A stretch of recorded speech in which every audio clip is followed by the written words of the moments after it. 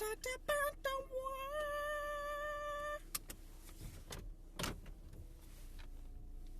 promise I won't try to do that again.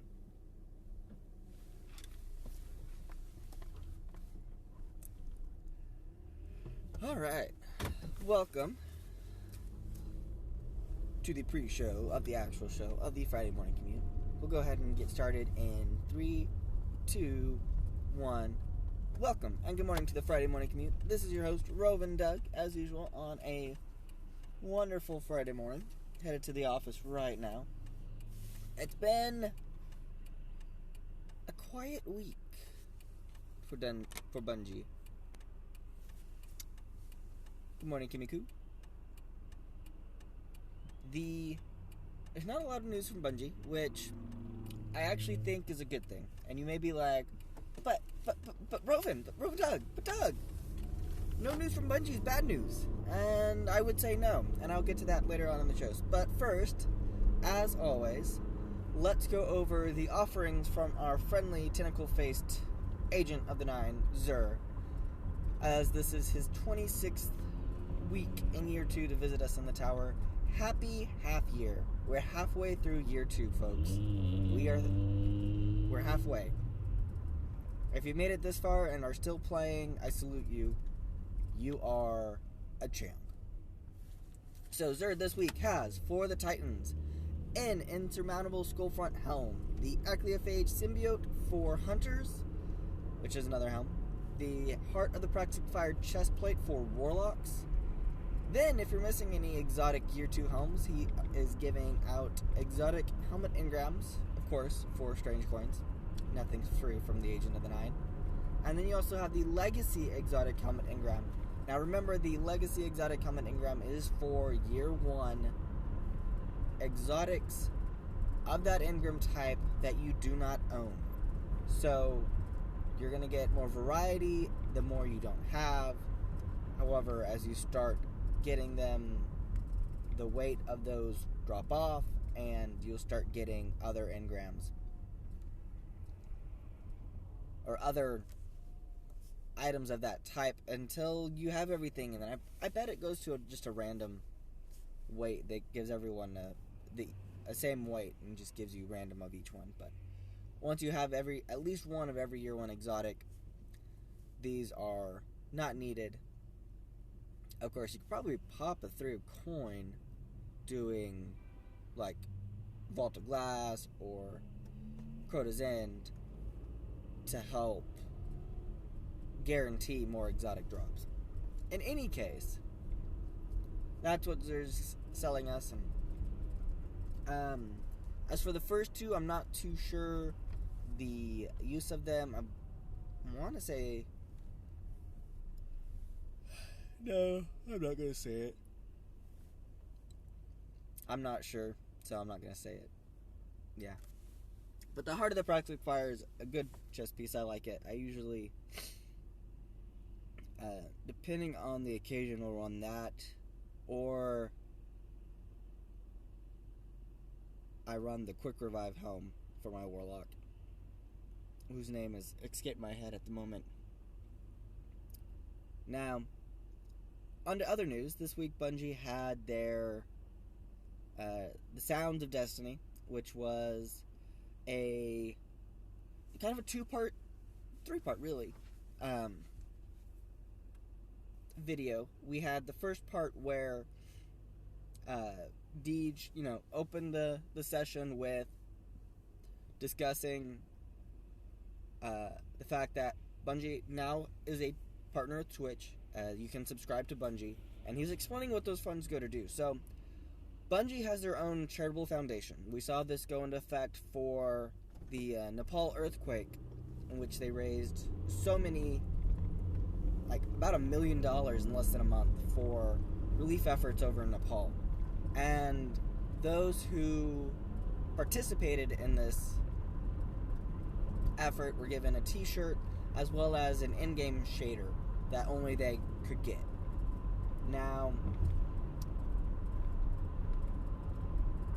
your Twitch partnership, your Twitch subscription to Bungie further goes to that foundation whose mission is to reduce the distress and suffering of children through entertainment and through electronics. So, if you're curious what this looks like, it's at the Seattle hospital where they're near, a couple of them. It's like iPad loaning, giving the child an iPad so that they're able to still interact with the outside world, especially if they have diseases like cancer or autoimmune deficiencies that keep them in the hospital for a while, or if they're waiting on a transplant. So this is one subscription that is going to make a difference in a child's life, in a family's life.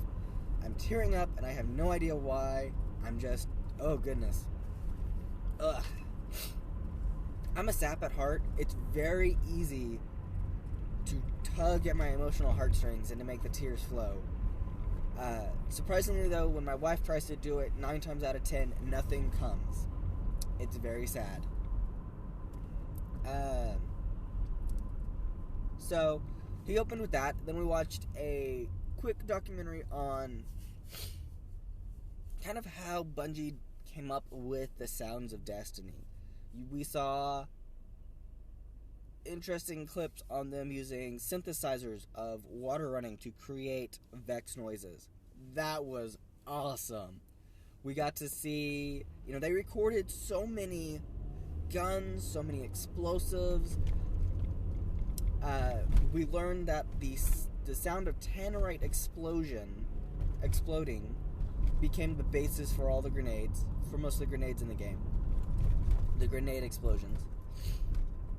The Vex footsteps is actually a metal press, a metal die cutter press that was punching out half-inch circles repeatedly, and that is the heavy metallic footsteps of the Vex. It's just really cool things like that. They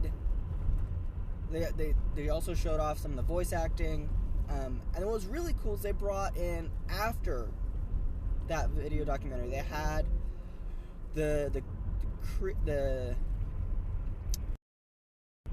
director, something like that. I can't remember what his exact title is, but he's essentially the person in charge of leading the creative direction for music at Bungie.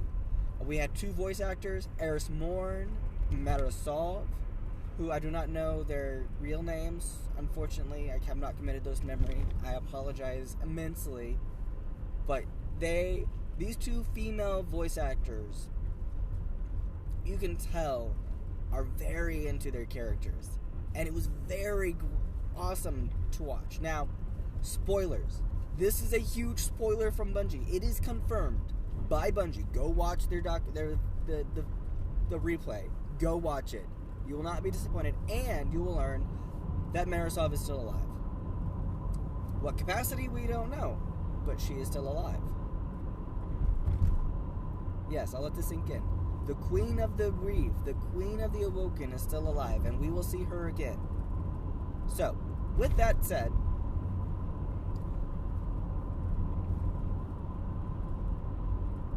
we've learned, Bungie has great aspirations for Destiny. I don't think anyone, after watching this documentary and this Twitch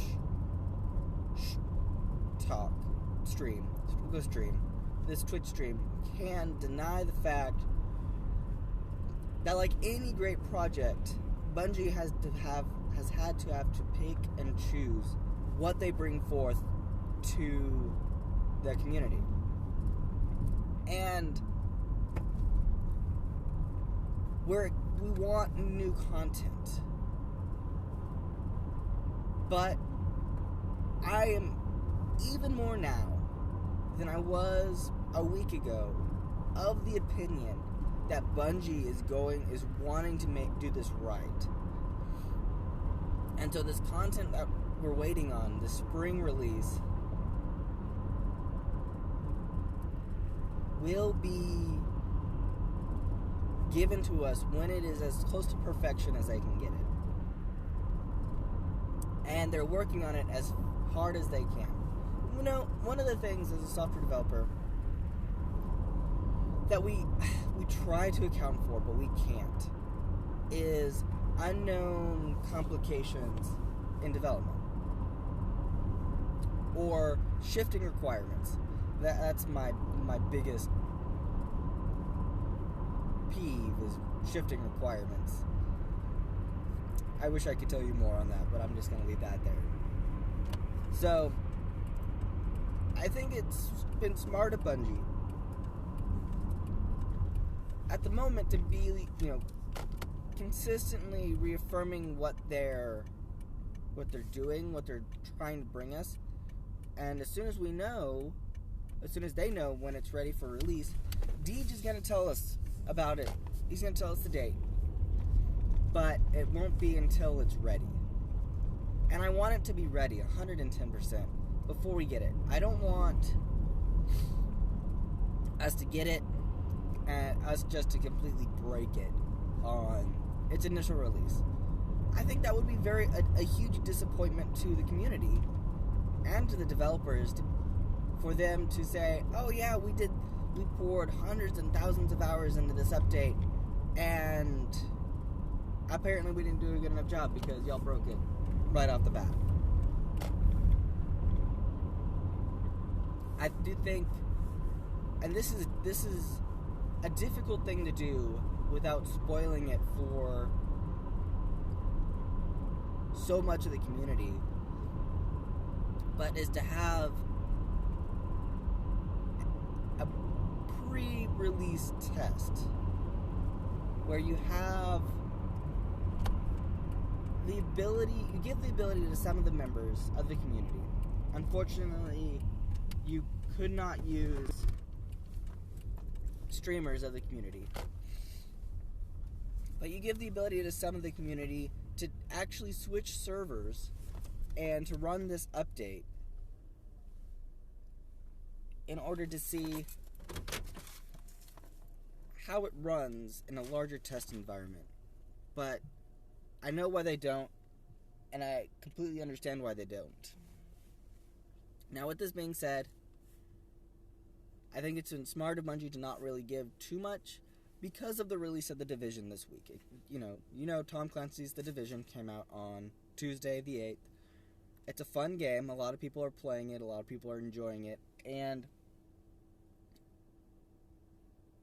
I think we're going to see a lot of people kind of hit that pinnacle of gameplay for the moment and then kind of start going back and forth between Destiny and The Division, because they're two different gameplay styles, but both are extremely fun. Both of them are very community-based. They're a lot more fun with community, when playing with other members of the community. So it'll be interesting to see as both games continue to exist where the balance strikes. So I need to stop, otherwise my throat's gonna kill me. I hate allergies, just saying. So one more time, Xur Week 26. He's got the Insurmountable Skullfront for Titans, the Echoliophage Symbiote for Hunters, Heart of the Praxic Fire Chest for Warlocks, an Exotic Helmet Engram, and the Legacy Exotic Helmet Engram as well for Year 1 Exotics. Again, this is your host, Rovan Doug, signing off. Thanks again for stopping by. I hope you have a wonderful day. As always, feel free to follow me here on Periscope to see whenever I go live on my scopes. You can also follow me on Twitter to see when I go live on Periscope, as well as Twitch. You can follow me on twitch.tv to see whenever I go live via email when I stream video games. And then you can follow me on YouTube to see this video and other videos I do get uploaded and posted there. All under the same username of Rovan Doug, R-O-V as in violin, E-N-D-O-U-G. So I hope you guys have a wonderful day, and I will see you Starside Guardians another day. Bye. Maybe. Yeah. Bye.